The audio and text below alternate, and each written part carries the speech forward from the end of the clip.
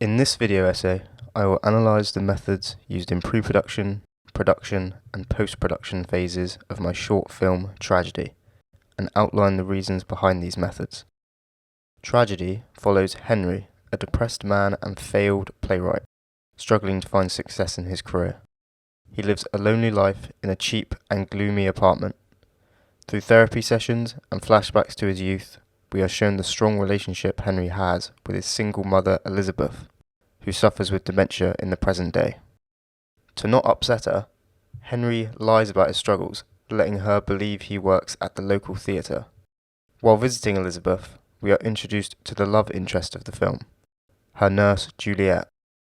With some encouragement from his mother, he successfully asks Juliet out on a date. The film ends where it began, in the therapist's office. During his session, he is interrupted by a devastating call from Juliet, who tells him his mother has passed away. My film portrays the internal struggle with depression and loneliness that many men go through, and reflects the harsh realities of life. Therefore, I wanted to avoid a cliché happy ending. For the roles of Henry and Juliet, I will scout actors and actresses in their 30s and audition them together, choosing the pairs that have the best chemistry with each other. I believe finding the perfect actress to play the mother, Elizabeth, will be the most challenging, as I would look to cast someone that has a good understanding of dementia already. For example, perhaps the actress has visited or experienced a family member of their own that was suffering with dementia, which could be crucial to creating an accurate and realistic portrayal. I want to cast a non-actor to play the role of Henry's therapist, opting to instead use an actual trained therapist who can lead the conversation and bring more realism to the scene. This is because I want it to feel like a real session, instead of two actors following a script. I will also achieve this by allowing the actors freedom to divert from the script slightly, not just in the therapy scenes, but also when Henry visits his sick mother. I want the actors to focus more on the emotion of the conversation, instead of the accuracy of the line delivery. Allowing improvisation is a bold choice, but there are many films where it has been successful, such as Cloverfield or Good Morning Vietnam, with Robin Williams' dialogue being mostly improvised throughout the film. Filmmaker John Cassavetes said, "I write a very tight script, and from there on I allow the actors to interpret it the way they wish. I plan to use this methodology throughout my film."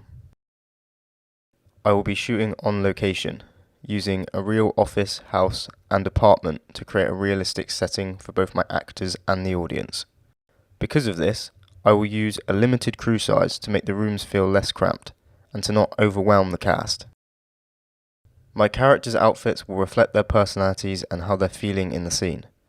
Henry is often shown wearing darker clothing, while Juliet, a joyful, optimistic person, is dressed in more colourful attire. A similar rule is used in my locations. Henry's apartment should reflect his mental state, so I will use low light to enhance the gloomy atmosphere of his dull and messy apartment. Studies have shown a link between depression and messy rooms, as depressed people usually have a lack of motivation, leading to an unkept space. Amongst the mess are clothes, books, takeaway boxes, and scripts that Henry has been working on. Elizabeth's house is a traditional family home, warm, loving, and filled with memories of the past, such as old family photos, which I can generate using AI.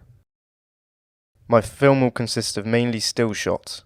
I will only move the camera when my characters are moving in the film. For example, panning in Henry's apartment when he is walking around the room, or following him through his mother's house. If Henry is still, the camera is still. As director, I will work with my post-production team to ensure the final cut aligns with my vision. For colour grading, I was inspired by Todd Phillips' Joker, and how the film's colour amplifies the depression and loneliness of Arthur. I want to create the same effect with Henry's character, especially for scenes where he is alone, so I would advise my colour grader to look to Joker as a reference for these scenes. However, when Henry visits his mother, I will use a warmer colour grade, and have the characters in the scene brightly lit. This is one of the only times in the film the audience sees Henry somewhat happy, and I want the colour to reflect Henry's mood and the positive environment he is in. I hope the methods explained in this video essay showcase my passion as a filmmaker, and how I would create and direct an effective film that immerses the audience in my story.